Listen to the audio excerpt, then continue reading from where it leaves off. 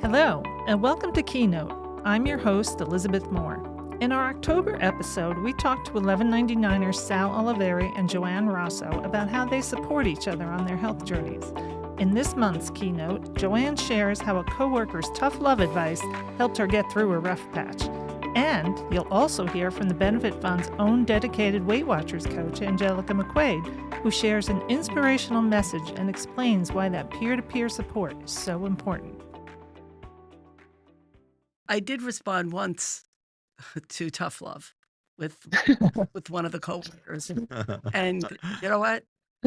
It did make a lot of sense. So instead of getting like insulted by it or anything, I did say, you know what? You're absolutely right.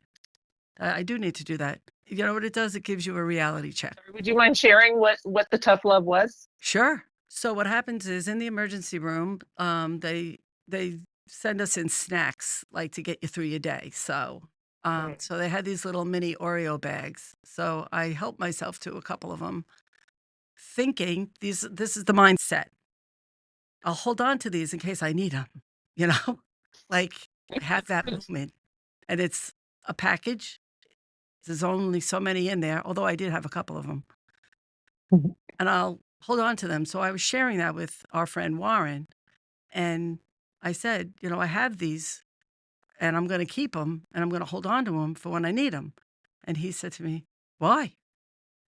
I said, just in case if I have them, I won't need them. You know, like I was trying to play like my own psychology role. So he said to me, no. Now you have to get rid of them. So now what are you going to do?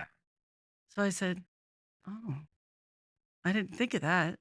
So he said to me, no, now you got to get rid of them.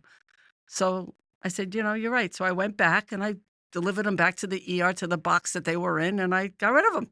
Like he said, just now. So I came back to him. I said, you're right, Warren. I just got rid of them. He said, good. Don't touch anything. You know. Right. And that's right. I don't take just for later on. It's later on is always going to be another time. I really love Joanne's reflection. There's no self-blame or shame there, just a thoughtful response to Warren's question. You know, at WeightWatchers, we emphasize the importance of surrounding ourselves with people who not only get it, but actually have our back.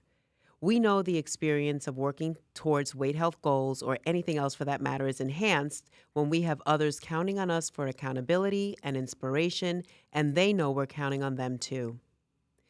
Recently, in one of our 1199 community workshops, a member shared feeling stuck, not having the willpower to stop themselves from overeating and feeling really badly about themselves because of it.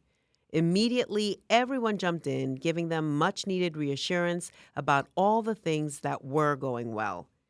Then together we brainstormed little things this member could try to be successful. Gotta tell you, everyone, including myself, left that workshop feeling empowered and excited to come back the following week in order to hear how it went for that member.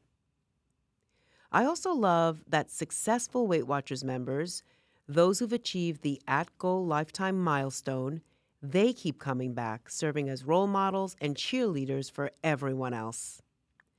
In WeightWatchers, we practice a technique called assume positive intent, which basically says, let go of defensiveness when asked questions about our choices. That particular skill is one that leads to curiosity, learning, and growth on the journey. Joanne brings this skill and the power of community to life beautifully. For more information on what you heard today, please check our show notes. And remember, subscribe to Health is the Key wherever you get your podcasts. This podcast and its content are presented solely for general informational and entertainment purposes. The information and opinions provided on this podcast are not intended as legal or medical advice and do not constitute or serve as a substitute for professional medical or psychological treatment, diagnosis, therapy, or other types of professional intervention.